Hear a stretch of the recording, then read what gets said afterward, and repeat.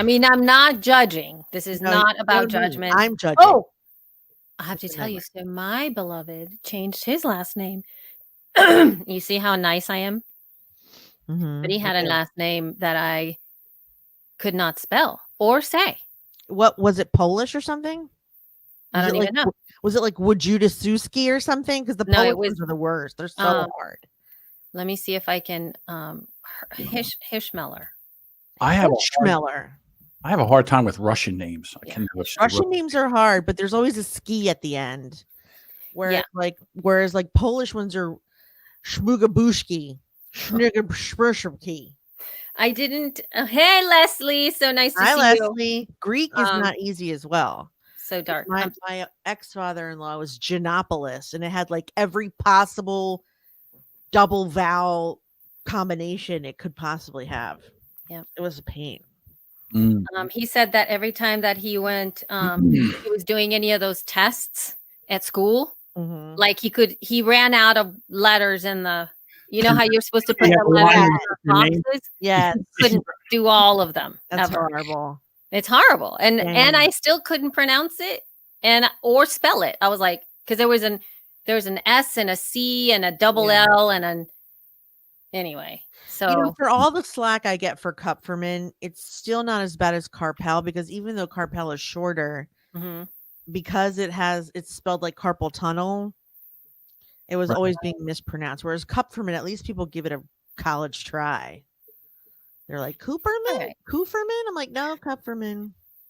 Oh, I did. Yes, because Leslie, you are important. You are important. Yes, Leslie is important. Say my name. Say my name. Here. I love you. Yes. All right. Let's get ready to record. Let's get ready to record. Interesting. Ready to record a podcast. $2.99. Oh, right. This thing, Elsie, just to go through the show notes really quick, I was demonstrating how to use Notion. We don't have to talk about the iHeart Awards if you don't want to. I just put that in there. Okay. Okay. All right. I'll just take it out.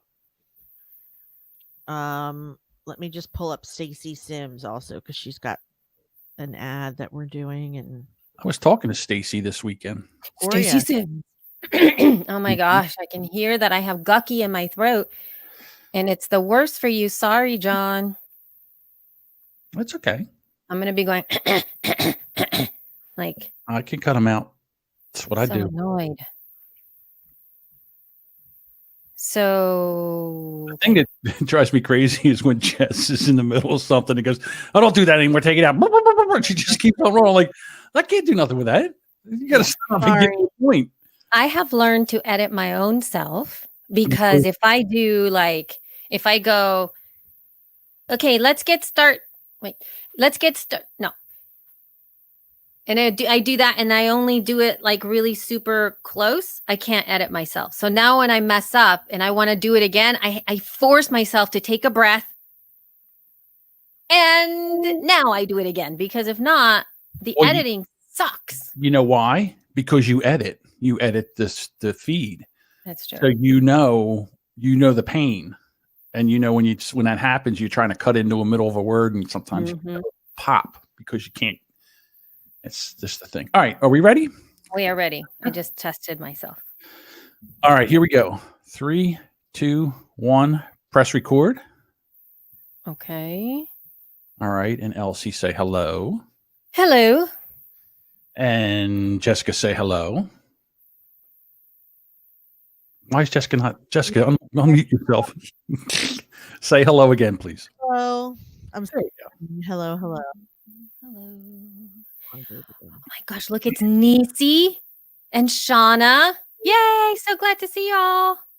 Hey. Woo-hoo. Yay. New one that I haven't seen before. Joining us from YouTube. That's right. That's Nisi. I'm so excited. Me too. Oh my gosh, Nisi, I have to tell you, the other day I was writing you back on the community chat, and the darn computer auto-corrected your name.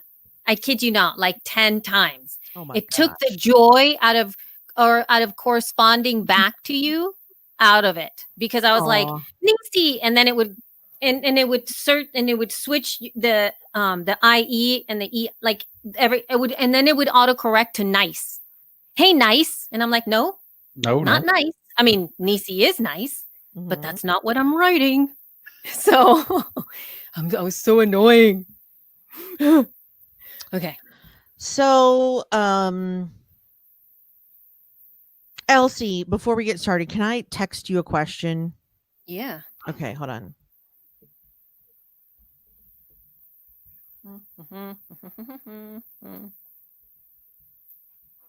Oh, I got a text from myself.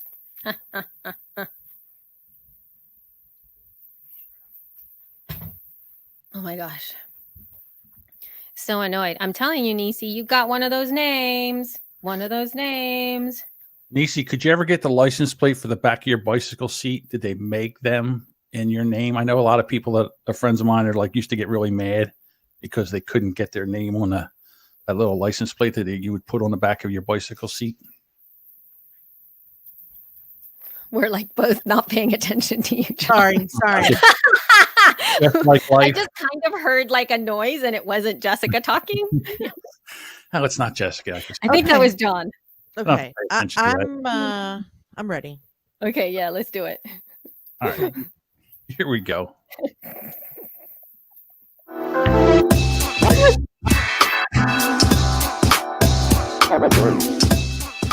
Hello, my friends and fellow podcasters. This is Jessica Kupferman coming to you live from our Facebook page and YouTube and a few other things. This is episode 299. Wow. Do we have any fanfare scheduled for 300? No, we do not. We don't do that. We do not. But, I'm excited that we've hit 299. It feels like all of them feel like an accomplishment, but 300 specifically is an accomplishment. Anyway, with me as always, the slightly subdued today, Elsie Escobar, who looks like she's falling asleep a little bit, and the ever-present, ever-energetic, ever-hilarious John Domingo, our producer. Hello. Who's not showing his face for whatever reason on video. Well, we're trying to do that thing where I'm producing in the background, so you can't see me moving around and doing things. Or and again, it's just because we're producing and I'm on camera. If I want to do something, I still have to kind of look at the camera and pretend like I'm interested in what you're doing. Right. If I'm not, and I'm moving, looking at other things, it looks like they would then train. What's John doing? Yeah. Now I can do it, and you can see me there. Now you can just be what, like, if that's right. It could be me because I do that even when I'm. Yeah. All right. I'm getting a thing to show myself. So, okay, here we go. I'm looking at myself head on, and I realize how much right now I resemble Mrs. Potato Head. I don't even know what Mrs. Potato Head looks like. Yeah, me either. She has glasses and lipstick. Big giant can put on, like it's like she's like a plain. There's like holes where the mouth, eyebrows, eyes, nose, whatever, and you put them in, and she's got very round glasses and like full pink or red lips. Anyway, my head is potato shaped today, and I don't know why, but I'm gonna work on it. I'll just go like this so nobody can see my other chin. Anyway, all right, let's go. So so we have a show for you today. Awesome, thanks. We're getting ready to do it. This morning I was on a show called Fashion Crimes Podcast by my friend Holly Cates, who is a camp friend of mine who I'm coaching, and her fabulous co-host Nolan. And basically, because it's fashion crimes, I had to turn myself in to the police for all my fashion crimes, which are plentiful. Right. And then, I had to do some confessions, and then, they read me my rights and then let me off the hook. But I have a lot of fashion crimes that I make. I mean, I don't know why I'm telling you, Elsie, because I don't want to say you're a criminal. I think that I am. But some of those pants you could be arrested for. You would be correct. And is that you have a very specific style. And that is the one thing that I've always been missing is my specific style is tracksuit with like floral earrings. Like I don't have a specific thing happening. Like I'm always mixing and matching and I always look weird. So I guess she's gonna help me with this, but all right. Anyway, we'll see. We'll see. Part of their help is to have me like purchase high fashion couture, which is the most depressing thing to shop for in the world because it's so flipping expensive. Like, how does anyone? I can't understand how anyone would care about fashion when everything is like $300. Like, I don't want to spend $300 on shoes or pants or a shirt. I just don't want to. Understand that. I don't get it. You actually have a tendency to spend more money on clothes than me because you pick the one piece you can't live without, and then you'll spend what I would normally spend on 10 pieces on the one piece. I am very picky about the thing that I want and how it needs to fit, and I do a lot of research. So when I pull the trigger or pull the plug, which one is it? Pull the trigger if you're going to buy something. When I pull the trigger, yes. When you pull the plug, it means you're ending something. Pulling the trigger means you're going for it. I'm going for it. Okay. When I pull the trigger, I know that I'm gonna stick with that thing and it works and the end. Like I know that I'm not gonna let it go. I actually still have clothes. Like I was just thinking about one of my overalls, one of my first pairs. I got it when I was 25. I still have those. I hate you. Anyway, so I can't fit in anything. I don't have anything from when I was 25, except my oldest child. Now, though, Jessica, oh my God, I have him. That's great. I've been giving my T-shirts that I've had for a long time to my daughter. So now Hunter gets my T-shirts, which is crazy that she fits my shirts. So anyway, Holly also told me that podcasting T-shirts is not a category of clothing. And I was like, but it is, though. That's what you don't understand. But it truly is. I have so many podcasting T-shirts, and they are some of the most comfortable and lovely shirts I own. That is a full-on clothing category like socks or handbags, podcasting T-shirts, regular T-shirts. Right. You know. Fancy, like dress-up T-shirts. Yeah. I have dress-up T-shirts. I have dress-up T-shirts. There's nothing wrong with that. Anyway, whatever. Let's keep going. This is like I need like dopamine here. All right. Okay, so before we get started, let's put across the screen. If you want to be part of our community, our text community, go ahead, pull out your phone and go to the phone app 302-240-3425. That's 302-240-3425. Type yes, and you'll be added to our texting list so you'll know when we are recording live, when we're doing QAs, when we're doing all the things. Yes. And now let's just do a quick bonus for those of you who sign up. Just right now, we'll give a shout out to your podcast. So just text us the name of your podcast right now as we're recording. So if you are here live, you get the bonus. For those of you who are listening, sorry, maybe next time, but later on. But text, even if you're already signed up, just send it over. Or if you have a business, I know that you guys, there's some of you out there that have podcasting businesses instead of a podcast. So please share those, and I'll give you shout outs throughout the episode if you sign up. Okay, and we'll see who the first one is, and then maybe they'll get a cookie. I got cookies from our marketing company. It was really awesome. I loved it. All right, go ahead. I'm having a very hard time staying. What's the word? Like my pooter won't charge. Your pooter? My pooter. Hold on. Your computer? Okay, we're good. Nope. I'm telling you, it's just I'm suffering today for some reason. It will not. Certain plugs, it just doesn't like. Okay, let's move on. Okay, so now that we've gotten that out of the way, I just want to tell you maybe the last time about SaneBox. If you go to sanebox.com, if you're one of those people whose inbox makes you absolutely insane, do you obsess about how many things are in your inbox? I do. If I have over 50, I'm stressed out at any given time. So I love SaneBox because it kind of reshifts all your emails into sections that you can deal with. So all the stuff that you can deal with later goes in a later folder. All the stuff that goes that is like a receipt goes in the receipts folder. You can design them however you want. You can also they have archive, they have later, they have I forget what it's called that you hold on. The one where you just the black hole. The stuff that you don't want to unsubscribe to, but you don't really want to see is the black hole. Like you have friends whose newsletters you're stuck on. That's the black hole. And it's really helpful. Stuff doesn't go away. You can see everything. And this way, only the most important stuff comes into your inbox. So check out sanebox.com. Let us know if you've tried it, what you think. It's under $15. And I love it. My ADHD brain loves it. It helps me stay super focused, as if that's possible. Okay, moving on to the next thing, which is we have I think the news. The news you can use for the informed podcaster. Podcasting news. Right on. And before we get totally into it, let's give shout outs here. We have Shauna from A Journey to Awareness. We have Carrie from Podcast Editors Mastermind. We have Andrea, the Creative Imposter.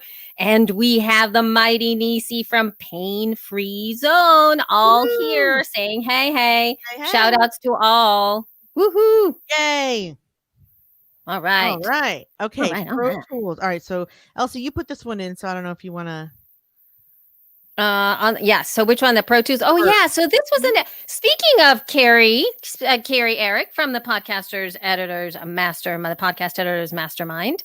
She actually shared this article with me and she posted this on Facebook as well. It's an article from The Verge that brings to awareness a little bit something that I hadn't really thought about, because I think there's a lot of not disparity, but like a different world that and I'm saying those of us who podcast in this fashion, we're sort of self-starters and doers of our own thing and creators of our own work. The majority of the 98% of us don't really do a lot of this stuff. But here's a title from The Verge. It's an article titled "Pro Tools Proficiency May Be Keeping Us from Diversifying Audio." The subheadline is "The Pro Audio's app prohibited pricing has become a gatekeeping technique." And it's really a conversation around Pro Tools, which is a DAW, a digital audio workstation, but it's like super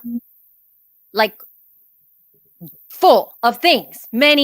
It's like layers upon layers upon layers of things that you can do with Pro Tools. And it's a refined suite of things that can be done with Pro Tools. It is, it's sort of like, what is it? If you're creating a work of audio, I guess, Pro Tools is possibly one of the places you would go. In fact, I remember one of my best friends who is a musician and songwriter, one of her very, very, very, very first investments, and the money that she used her money when she first sold some of her music was to buy Pro Tools for herself. And she showed me the thing and I was like, wow. And she told me how much it was then, which was a lot. And it looks to me here, it says that tuition for Berklee's online Pro Tools certificate, for example, amounts to $6,000. I don't quite know exactly how much Pro Tools itself is. John, you are welcome to go find how much Pro Tools chart is itself. But it seems like whenever you are looking for audio, like editors or producers or anything like that really work with these tools, one of the main things that you're to know how to use is Pro Tools. And in order for you to learn and have and be proficient at Pro Tools, you have to invest like a lot of money that a lot of us that are doing, this editing stuff and working from scratch, or maybe like some of us who have been podcasting now for like over a decade. What I use is Amadeus Pro and GarageBand and Auphonic, and I know how to do a lot of things, to be dangerous to some degree. Yeah. Doing pretty well, to some degree. I mean, I'm not saying I know how to solve every single problem, but I feel that I could deliver a quality product, maybe not pristine, but I'm willing to work, but I know how to use my tools. But I wouldn't know, I would immediately not be able to apply for a lot of these jobs because I don't know how to use Pro Tools. And it seems like they don't like Audition, which I was a little bit shocked. I guess there's a little bit of a, like a, kind of a feeling. So it's weird because I've never looked at Pro Tools, and the licenses go from, if you're an academic, it's $99. Okay. Then you get a standard license for $299. Then there's the one with 1 year of updates, $599. Then if you get the ultimate license, it's $2,600. Oh wow! Ouch. Right. Yeah. So it's the industry standard DAW. Well, wait, hold up. Industry as in like what? See, that's what I'm talking about. Like, here's where I feel that there's a difference. It's the industry for the film industry. Okay, this is true. And actually music, I would venture to say, unless somebody corrects me, the music industry as well.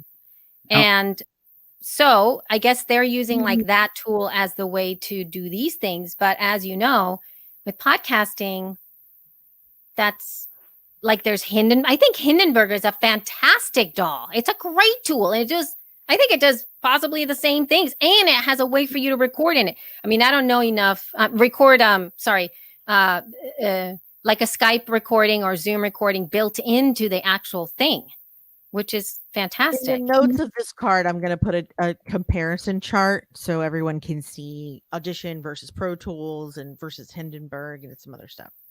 Again, I think basically what it is what you grew up on is what you know, and what you're comfortable with is what's the best editing tool. I mean, I grew up on Audacity. Then one of my clients said, hey, we want you to use Audition. So I went to Audition and now I love Audition. Now I can still go back and use Audacity. But one of the things I could never learn how to edit in was GarageBand. It was the wonkiest thing for me. It never made any sense. Everything that I had in my mind, the way you did things, did not work in GarageBand. Yeah, I mean, I understand that conversation there, John, but it's like, but think about like the business that you've built, right? Where if you wanted to, like, let's say scale up or maybe have maybe if you really wanted to have a lucrative, you wanted to level up your being a podcast producer or a podcast editor in a way that you really only wanted to work with like a level up in terms of the quality of production, maybe a more intricate process where you're layering sounds a lot more, and all of those sort of NPR type highly produced shows, because you wanted to create a viable profession for yourself and be paid more money, right? Then the only way for you to do that would be you have to learn this in order to do that. Where I guess my challenge is, I think that knowing your work and knowing how much you study and knowing how you've observed and listened to so much, I feel you could figure it out with the tools that you have right now. You might have some issues arise that maybe there's some things that you haven't quite done yet, but I think the finesse of that, you could figure it out based on whatever tools you have now. Well, when I say my nephew also edits with me, and he has worked with Wondery, and he has worked on a show where they layer in all the sound. They have a sound design, and he did all the sound design where someone was walking by a creek and you hear the creek and you hear the footsteps, and he layered that all in. And we only work in Audition. To be honest with you, in my personal humble opinion, what happens is these big companies, when they first start, that someone says, oh, you need Pro Tools. So they all get Pro Tools. And now they don't know how to do anything else but Pro Tools. So what they say to you is, you must work in Pro Tools. And that's it. I mean, if they would have done it in Audacity, or if they started with Audition, or what's the other one that everybody uses. It's like $89, and it's a really good doll. I can't think of the name. Reaper. That's it. Another one. Is very powerful, and you can do basically everything you can do in Pro Tools in 99%. The only one I'm not 100% sure is Audacity, but I think you can still do it in Audacity. You can do all the same things in all these dolls, basically. And they like them. They've deemed Pro Tools is the go-to professional thing. And I'm sure I could learn Pro Tools. It's not that big of a deal, but how many dolls do I need? I mean, I already have Reaper. I have Adobe Audition. I have Audacity. How many do I need? Yep. And I think that there's a couple of tweets in this article from The Verge. One of them is from Shannon Lynn, and she says, she's talking about another woman, Joanne taught me that audio editing is like learning how to drive. You master one program and you can easily pick up others. Also, Pro Tools is expensive. How can we expect to bring in people from different backgrounds to our newsrooms if lack of access is a major barrier? And I think it doesn't necessarily just stop there. And that lack of access isn't just that money. Sometimes the lack of access is the actual infrastructure. It's, what the computer that is able to work with Pro Tools, right? Because it doesn't matter sometimes that you might have access to a specific kind of program, but if you have to use that one program on a computer that can't use it, then you're not going to be able to make it work regardless of what that is, right? And it's sort of like, when people, like, I also know a little bit of design, but I know Canva design. Yeah, me too. You know what I mean? Which is like not graphic design in the way that you learn it, but in some ways that's enough to get a lot of jobs done, specifically the jobs of marketing at a basic level. When you need to do like some amazingly beautiful campaigns that are based on a graphical context or really creating a brand look that really merits a thoughtfulness, you do need somebody who knows how to do all of those things and maybe create those nuances on something like, what is the thing, the Adobe Suites, like all of those stuff. But I think that it's a little extra for a lot of people. It's like asking everyday folks to just learn how to use those at times when you really just need the Canva at this moment in time. So I don't know. What do you think, Jess? I mean, what do you think about this whole context of it? Is it putting people off?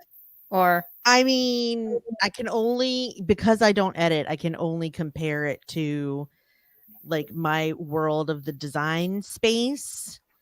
And in the graphic design world, there's Adobe, and Adobe is pretty much the industry standard for everything. So it's very surprising to me that something would go above and beyond Adobe for any reason. That said, they do have, when you're doing video, there's whatever Adobe has, and then there's Final Cut Pro, which is an Apple tool, and this isn't even that. So it's like, I sort of feel like I don't know. I sort of feel like Pro Tools is like that extra thing that you do if you're in. I sort of feel like for our purposes, it's not necessary, but it's kind of that thing that like, it's the difference between having a podcast directory and putting yourself in IMDb. Right. Like we don't need, we might be storytellers, but that doesn't mean we need to be in SAG. This is sort of a thing to me. It's like it feels to me that it is it's like a career choice at this moment. Meaning, if you're in the curriculum of if you're in this frame, right? It's sort of like, I didn't even know like there's career paths. Like you're wanting to like, what is it that I think I saw this? Somebody like you study law, but you study law so that you can become like there's a title that you're looking for, or maybe somebody's like in a company looking to become a CEO, and therefore you invest in this professional structure, going like that. Oh, that kind of stuff. And then Carrie mentions into the scene here that in, journalism school, they're teaching Hindenburg, which is again, it's a fantastic tool. Interesting. Then why? Right. Yeah. Right. So then this must be for people who, just whatever. Maybe it's like the fancy pants people, I don't know. because I would think that I guess- Hindenburg is a solid piece of DAW for It's always sure. a good skill to have, but I'm not sure it's necessary. I don't know. People always tell us our show sounds great, and if we're not using it, then who gives a fuck? I Well, guess. Well, other- no, but see, I think that part of it here is thinking about the development of the podcasting industry scene, like the fancy entertainment, the what I fancy mean. postal, the fancy public media, all those folks that have the have the clout out there, the money in people the that have built coastal. themselves a studio with Shure microphones and special ring lights with backlighting and the whole thing. Like that's what this is for. It's for people who take themselves very seriously. I'm not even sure microphone. They probably have like that $12,000 microphone or whatever. But Well, here's right. Okay. the other thing is if you're going to work for a company and you're going to be an employee of a company, then you have to work with their tools. you are, But yes. if you're going to be an editor, I don't need somebody to give, I don't have to work in Pro Tools because they work in Pro Tools. All they have to do is send me their audio in Right. a waveform or an MP3. I don't care. Mhm. And then I can take their show and their music and their commercials and all and lay it in together and send them a MP3. Yeah. Now, if they want to be able to swap that stuff out at a later date and they want all the files, then that's where it becomes a problem because they would need Adobe Audition or Hindenburg or whatever you're going to use. And that's where it comes. So in other words, you have to, so if I was an editor for, I don't know, let's pick somebody, Megan Kelly, I'll use her. And so she wanted to work in Pro Tools. Well, I would send her, and I wouldn't just send her an MP3, I would send her the whole Pro Tools file so she would have it. So in case something happened and they wanted to take out a sponsor, they could take out one sponsor, drop in another sponsor, and do all this other stuff. Mhm. So it's just working with the same tools. Yeah, makes sense.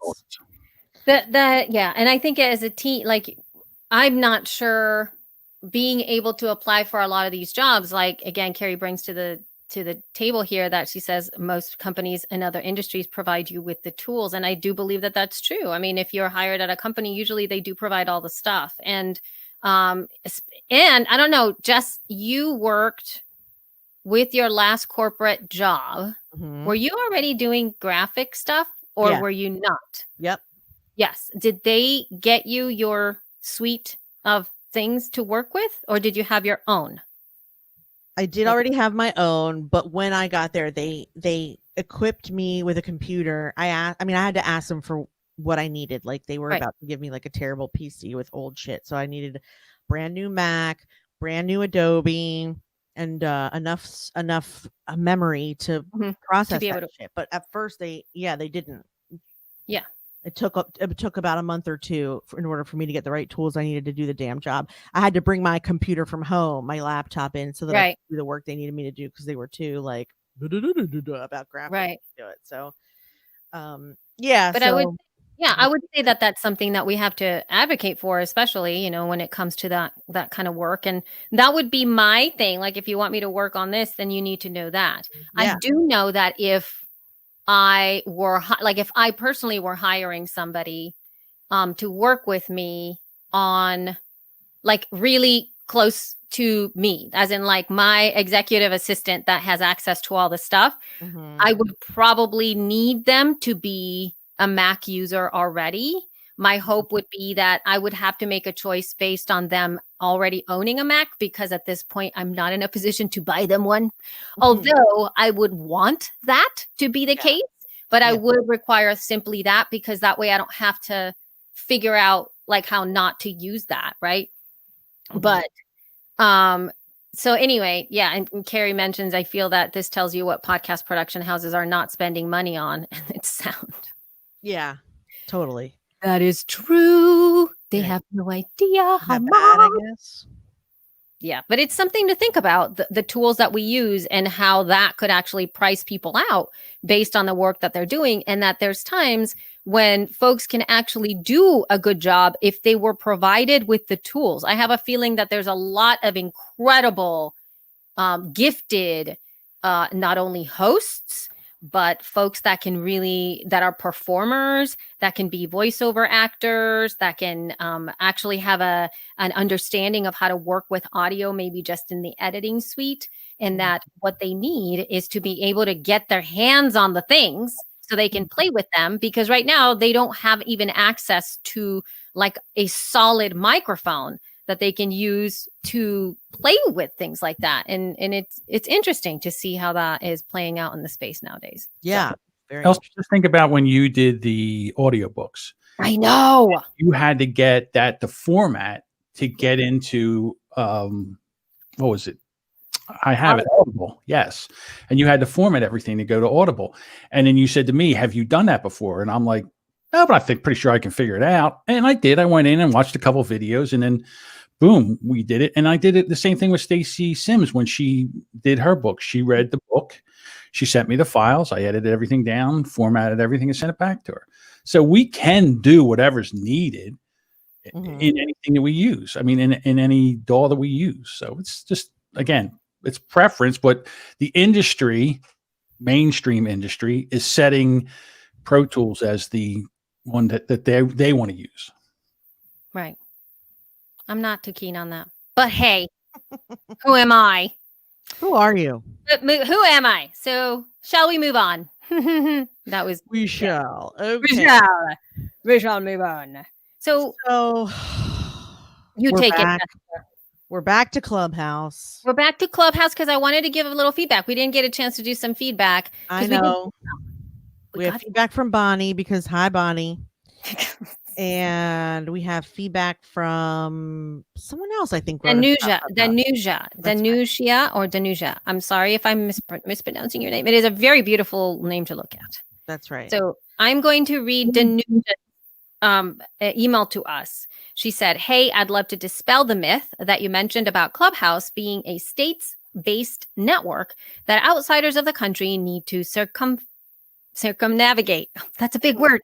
That's not one bit true. There's many people outside the USA. Trust me, I write from the UK, and having checked around once I became member, I can see UK Europe friends who were there as early adopters. I'd not want the idea that Clubhouse is for Americans until it isn't. Warmest Danusia. So there. I mean, I don't know. I actually did try to do a real quick search, but because they are in a closed beta, their FAQs are hard to find. And every time that I search for Clubhouse app, I end up with, there's a productivity app called Clubhouse, and I get super confused. So I believe you, Danusia. I haven't found anything yet, but I have seen that some of our non-US friends are in there. So, hey, you can be in it. I just don't know exactly how it works. I think I let Lena in. Oh, you did? I think, yeah. She gave me her phone number and I popped her in there. We were talking about it in the QA, my QA, I guess not last week because my QA is tomorrow. So like 2 weeks ago, we were talking about it. But I still don't have her. I know thinks she's watching right now. I don't have her feedback on it. But Lena, if you want to pop on tomorrow's QA call, we can talk about it. And John, you can delete this part. But anyway. Yeah. So we had that bit of feedback. And then Bonnie sent us she did a video, which we'll link in the show notes. It's a little bit like, it's a long video, not a long video, but I mean, it's more than a couple minutes or less than a minute.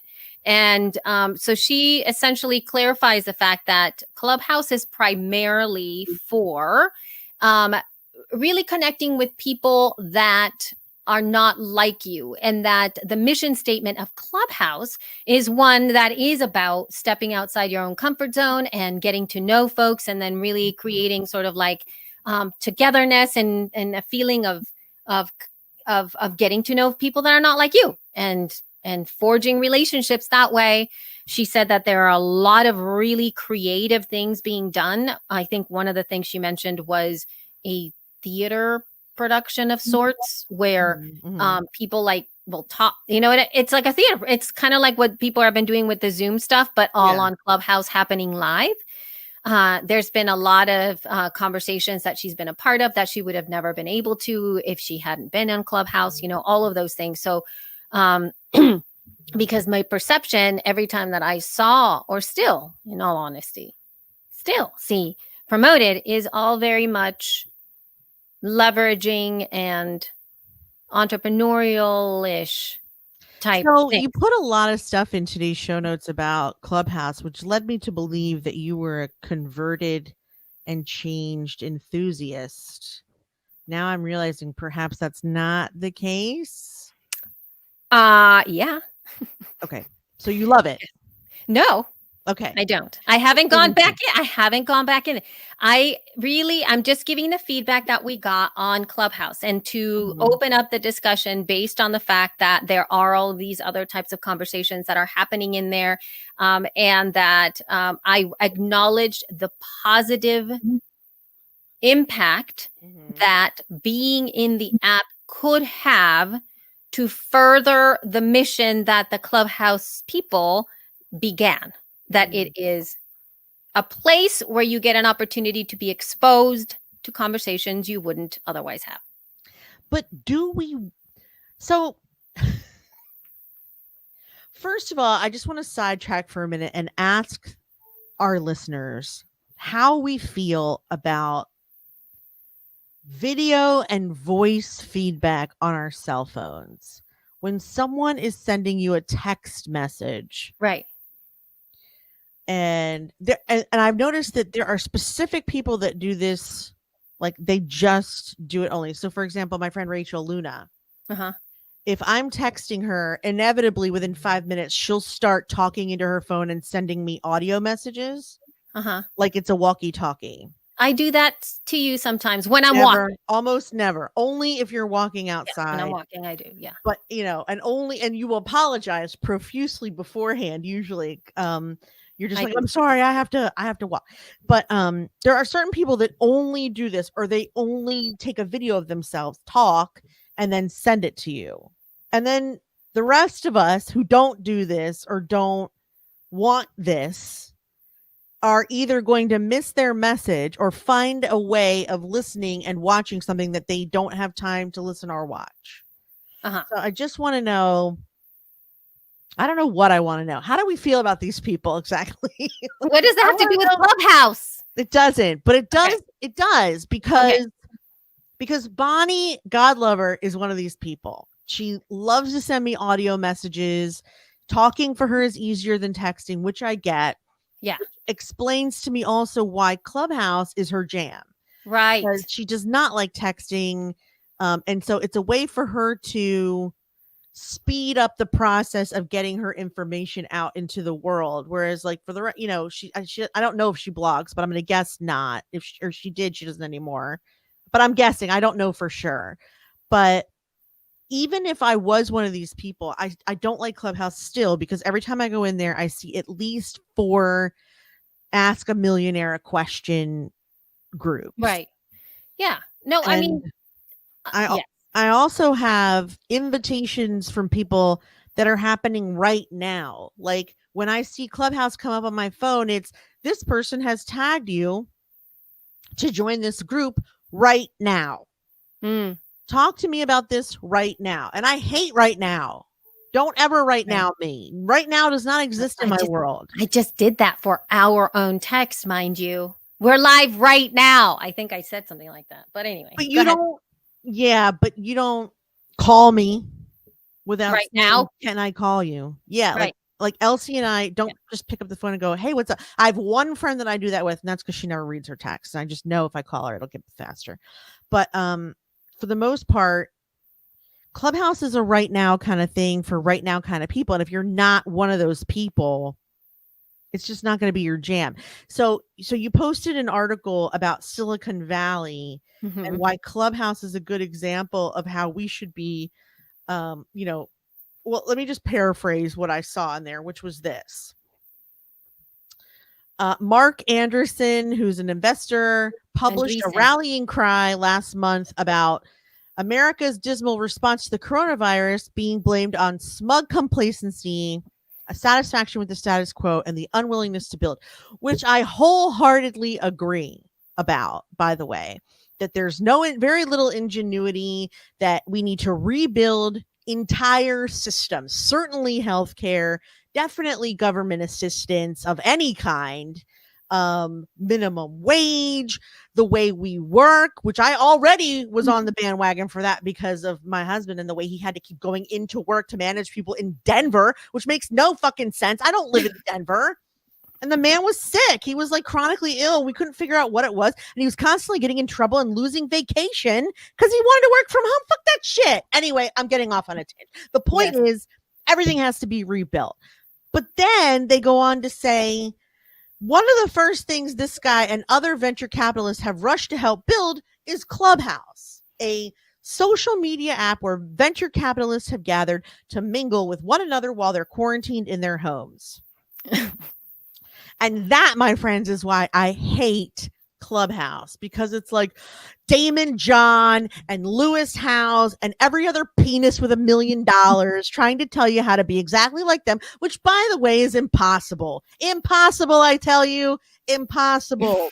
It is what podcasting was when I started a podcast. It is 1,000 men telling you how to do your business, lead your life, emulate them when they have no wives, no children, full nannies. Like, just be quiet. Just sit down and be quiet for once in your fucking life. Don't take a channel and piss all over it with your money pee. I'm just sick of it. I'm sick of it.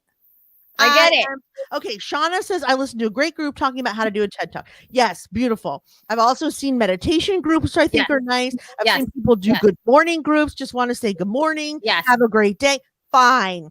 But when I open Clubhouse, literally every time it's Ask a Millionaire. And even if I wanted to ask a millionaire, which I don't, there's 1,000 people in these rooms just like dripping off their every word. Let me slurp up every little word. Let me write down everything they say so I can be a millionaire by next month. Listen, shut up. Well, I know. Well, so here. They all have their hands up in that room. There's 1,000 hands up in that room. Yes. And everybody wants to talk. No, see all of that stuff. I get it, which is why I'm bringing this up. But here's the thing, though. I do see the like, as much as I absolutely 100% agree, Jess, there is the other aspect where I think that there are a lot of folks that are able to rebuild things in a way that the initial people didn't even have an idea that they could do, right? Of course. The magic of that is still there. It was perfect for when it was built. All the things that need to be rebuilt, hospitals, and it was all perfect. Right. And I have seen some of my friends. I know Tangia has started to do a meditation, like a 15-minute meditation, which I think is really helpful. Like, you just go in there and you do a little meditation and you go around your way. I think that their use case for some of these really innovative platforms is great. So yay, I am cool with that. But I absolutely agree with you when it comes to other things. Now, before I continue with we're going to discuss what I named this segment that I don't know if it's going to keep its name, but just to see how my brain works and how Jessica's brains works. But before we do that, we're going to hear from our new sponsor. Yes. This is not about how my brain works before we get to our new sponsor. Okay, I know. Sorry. This is about American culture and your unwillingness to be a part of it. Okay. It is. Let's hear from our sponsor now. Okay. Well, we're not going to hear from her because she's not here. I'll tell you all about her. Stacey Sims, who is a brilliant friend and fellow podcaster, has created a sponsorship course, which we highly think you should check out. And the landing page, the link is bit.ly. You shouldn't say bit.ly.com because it's actually bit.ly/podcast money quiz. You take the quiz to get started, to see if you're ready to monetize. And then she has a course that teaches you to get started with confidence. She's been turning a profit from her award-winning podcast, Diabetes Connections, for 5 years. And by the way, she does not have thousands and thousands and thousands of downloads, because how many people do you think with diabetes also listen to a podcast? Not that many, it turns out, but it doesn't matter. I mean, hundreds, but not thousands. Yes. Okay. But she has made a profit from almost day one. She's helped dozens of podcasters behind the scenes. Now she's sharing her secrets to success. So no matter how long you've been podcasting, it's a no obligation quiz. Just go to bit.ly/podcast money quiz. Check it out. There's 7 questions that will reveal if it's time to jumpstart your profits. And you can also follow Stacey Stacey Sims on social for can't miss updates like her free webinar, which is coming up in February. So check that out. We'll also be posting it in our group. We'll also have it in our show notes and in our email this week. But yeah, she's a smart lady. I'm excited to see what she's going to teach us. Totally. And I'm 100% behind that too, because, Stacey is a real deal. She's actually been doing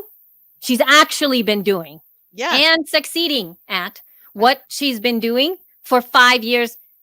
I guarantee you there's very few people who can actually say that in podcasting specifically.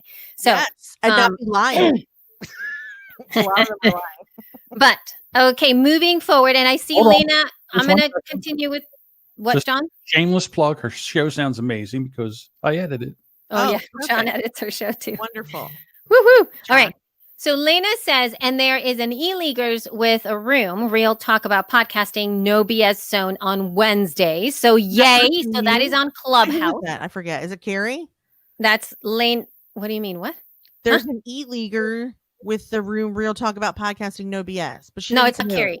It's I believe it's Lena, tell us. I know I haven't even been looking at the room. It's like I know Jen, and I haven't gone into Voxer to check any of that stuff. As you can see, that I don't know the thing. So it's my peeps Yeah. who are in there doing their thing. But I think that it's very good for that. That is fantastic. I Yes. am happy. I am happy Same. for this. I love the idea that you can do QAs in there, and I may even try that. But if I have to wade through a bunch of money grubbing, marketing hungry, drooling goons, then But listen, then I don't wanna. I think they got that part. All right, okay, all right. Now, But now I wanted to start this other what do you call it? Segment Mhm. of our show. And I wanted it to be like a soapbox segment where I kind of preach a little. And I thought, but I didn't want to call it soapbox. So I said I wanted it to be a love box. And I was going to have it would be Elsie's love box. And then I sent that text over to Jess. Mhm. And then Jessica told me that that's not good because a love box is something that I didn't know it was. Because for some reason, Elsie can't make the connection between love box and vagina.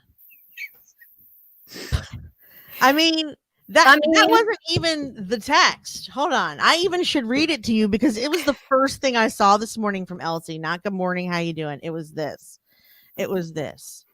Hold on. It was a while ago, so I'm scrolling up. So just give me a second here. She was so mad too when I told her. Happy Monday. So I want to have a bit of a segment called Elsie Love Box, kind of like Jessica's pet peeves. Does love box have any weird connotations? I don't know. So you did have a clue, Elsie. I want it to be sort of like soapbox. And I said, love box means vagina. And why did you ask me this off the air? And then she's like, why? Why is everything sex? Why? Sex, blah, blah, blah. And I was like, well, you obviously, I didn't even realize, but now I realize, yes, you had a connection that love box would mean something. Yeah, but I just asked me. God, I want this to be a segment now because I want to do the segment bumper for this because I mean, I'm okay with calling it Elsie's love box if that's what needs to happen. Because no, B-52's then I'll be making a t-shirt and it's going to say Elsie's love box on it, and I'm going to wear it to every conference. Baby, right? come on. So Love we're gonna have to take. Baby love box. Okay, so if I call it that, here's the thing. Here's I'm that. cool with let's take a poll. Let's take a No. poll from our people. No, For love box? you don't want Elsie's love box at all. Listen, you know what it means. You either want Okay. to use it or you don't. You don't have to ask them if they approve of your vagina being a segment. I mean, who's going to say no to Elsie's vagina? Nobody. They're not going to say you can't use Elsie's love box because it's hilarious and also indicative of your entire personality and the way you approach life in this country, which is I make my own rules and I don't care what other Americans want, need, look at, judge. Oh my God. I'm just gonna do what I do. All right. Well, okay. So we'll call it Alcia's Love Box. Great. Here we go. But at least, yeah, because, yeah. Anyway. Love box, baby, love box. That's gonna be your jingle. Love box, baby. That's where it's at. Love box, baby. Oh my God. Y'all. Okay. It's going to take the. Okay. But so let me talk about why I wanted to have this conversation. Because people have been approaching me more than once from our own community about Clubhouse. Oy. And in it, there's a part of me, you know, I like you heard, there's a lot of incredible goodness to it. Yes, there is. There is a lot of positive stuff that could happen from that platform. Definitely. There could, we had somebody sign up for the Super Squad directly from you speaking at Clubhouse. So obviously there are results. Yeah. Me? I spoke in Clubhouse. You were in Clubhouse, and DOD posted that we had somebody came into the Super Squad directly from Clubhouse. They said it was because they heard you talk. Okay. Yeah, that was I think that was a spontaneous joining that I did with Dave Jackson and Rob Greenlee and a bunch of other people. But all I'm saying is that, as you see with that, even just that small thing, there is something to be said about that platform and the value that it brings to us. I'm not opposed to it. I just don't like everyone else on it right now. Right. Just kidding. But here's my whole thing about this is that the concerns that I was getting and the feeling that I was getting from our community was based on the fear of missing out. And it was giving people, the folks that I serve, the people that I care for in podcasting, giving them anxiety and making them feel like they needed to do this thing. And if they didn't do this thing, then they were going to miss out on insert whatever that is, the money, the fame, the connections, something's going in there. I'm not in there. And it was this feeling of like, should I be there or should I not be there? As if joining Clubhouse is going to somehow be the thing that defines success. And I'm not saying this to belittle them at all. This is about the feeling that you have, that we often have about not being somewhere and feeling like we should do that. And then somehow giving our power to something that is outside of ourselves that isn't really relevant to who we are or our success. And addressing the anxiety that comes from owning yourself and saying, you know what, this isn't right for me right now. I don't want to join, and it's okay if I don't, and I'm not missing out. And the power that social media and the conversations out there in the space, particularly with these viral platforms that are happening, that you keep seeing these posts. Clubhouse, Jimmy, Clubhouse. It was so great. Clubhouse. And then you're like, like you literally can't even be in your own world because people are screaming that you should be in there. Right. And then you are feeling like this thing inside of you. So I just want to tell everybody that you don't have to join and you don't have to go into Clubhouse and you're not missing out. Yeah. And if you have way too many things like living your life and getting your stuff done and recording your show and promoting your show and, you know, being present to your partner and taking care of your kids or your parents or you're sick or whatever, it's okay for you not to be there. There's nothing that makes you any less than if you choose not to. You're not missing out. Hallelujah. That's it. So I wanted to also share a couple of articles that I didn't have to go in a love box though. You couldn't have because I didn't want to have it be. I wanted to be loving, just loving, my loving place. How about a love letter? A love letter, but it has to have a little bit of a. Well, anyway, let's not get out. I'm finishing up here. My thing. I'm finishing up. Sorry. Okay, so. This is there's two articles. One of them is called A Threat to Loyalty, Fear of Missing Out, FOMO, leads to reluctance to repeat current experiences. That is just like, these are scientific things. What are these called? Journals? Like, oh my God, I hate when I forget the words. This is an abstract of a, I forgot, what is the name of this? Of what? Today I have Use forgotten all the other words. words and I can help you. The word for this thing, you look at the link. Oh, A paper, study. That's it. A study. Yes, that's like what it is. Sorry. A white paper. A white paper. Yeah. So, okay. So there's this white paper. It's called A Threat to Loyalty, Fear of Missing Out, FOMO, Leads to Reluctance to Repeat Current Experiences.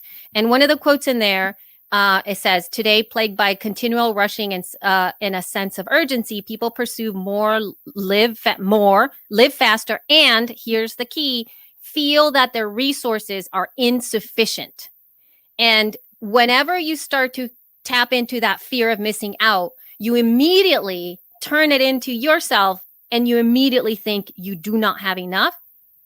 I'm missing something, obviously. I lack the resources that I need in order to whatever, not because of the reality of your situation, but because of the external pressure that you're feeling from these apps and this marketing that is making you feel as if you are insufficient. So I just want you to hold that for a little bit and think about that, how bad that is, that you're literally being told by other people that you're not enough. Yeah. And it actually, you should read this abstract. It is really interesting. It's fully like very, very scientific in nature, but you can start to read that. There was another one that I got here, another article that is really based on the fact of triggering that fear of missing out. And in itself, it is just a negative way of causing people to join into things that are not for them. And so we are missing our ability to make choices that are based on the reality of our current circumstances versus what we feel we need to have. I just don't think that's cool. And there's another article called from Vice.com, which I know that a lot of you, especially those that are watching and have been listening to us for a while, know the power of social media. And it's an article from Vice, and it's called Your Addiction to Social Media is No Accident. And in the same way that wonderful documentary came up about Facebook that came out, I think, on Netflix, about the manipulations that happen on those social media platforms, you can really read the way that a lot of these social media just companies are built on these psychological tricks that get you to do stuff. And so, you know, one of the reasons that we have the She Podcast Super Squad, and to some degree, there's a lot of people that don't go into the Super Squad itself to communicate with one another, is because we have not built in those things that are going to be poking you at all points for you to go in there in the same way that Facebook does. We will, but we haven't. It's true. And I think that is something that I value because it makes us choose.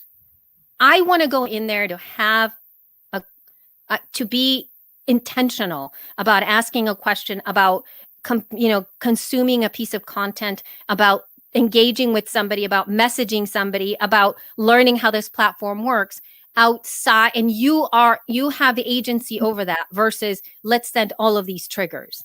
I don't discount the power of the triggers because that's why we have the messaging app. Right. It's great. I want you guys to get a message that pokes at you and go, "Oh, she's doing this," but I don't want to own you.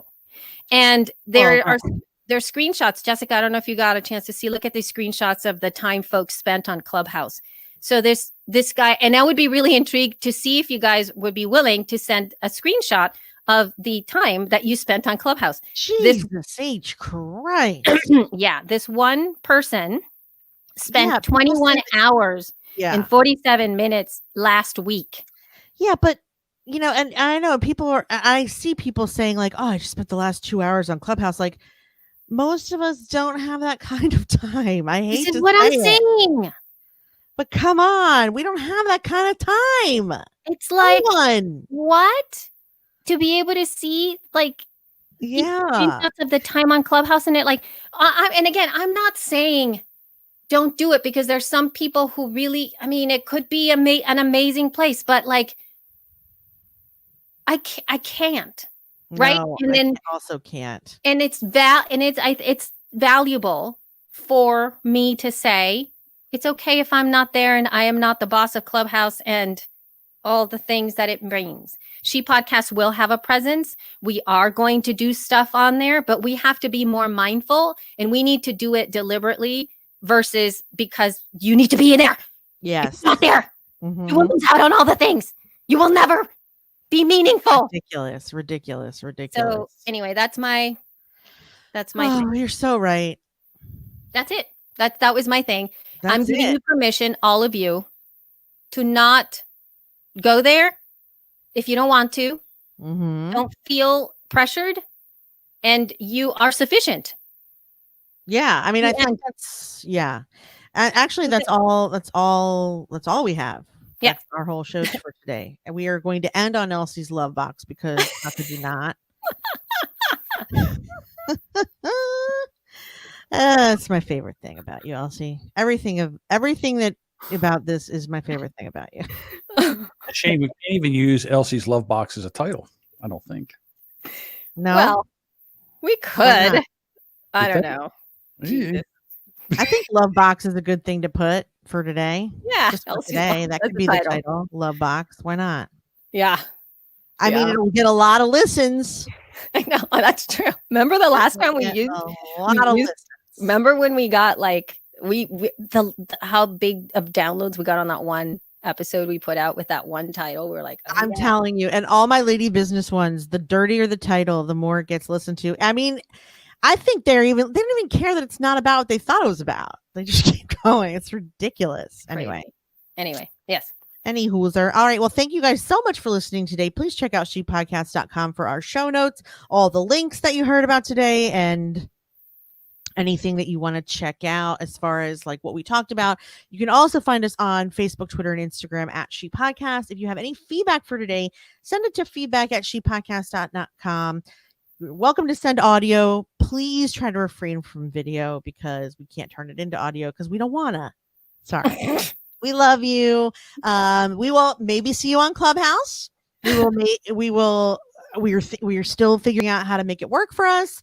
We'd love for you to join the super squad though. Go to shepodcast.com/squad. We have a birthday special happening until February 8th because it was my birthday and then it's going to be Elsie's birthday. So go ahead, check that out. shepodcast.com/squash for the sliding scale, which will only be up until mid-February. Thank you guys so much for listening. We love you. Mean it. Bye. We out. All righty. Oh my God.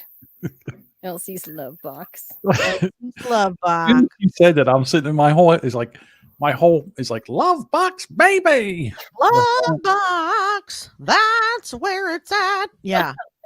So ridiculous. All right. I have to go get ready to get my teeth filled again Yay. because I didn't do it the first time Love because you, Carrie. no one could figure out what they wanted to do with me. Hey, but before you do that, can you send Thanks, audio? Jenny. Oh, yes, Jenny. Thank you so much, everybody, for showing up. We love you so much. Yeah. Thank you. Yes. Love and you, love you. Jessica, have a good time. Yeah, just send me your audio first. Send me your audio first. Yes. Oh, yeah. Yes. I'm going to do it right now. Sorry. Say goodbye, everyone. Goodbye, everyone. everybody.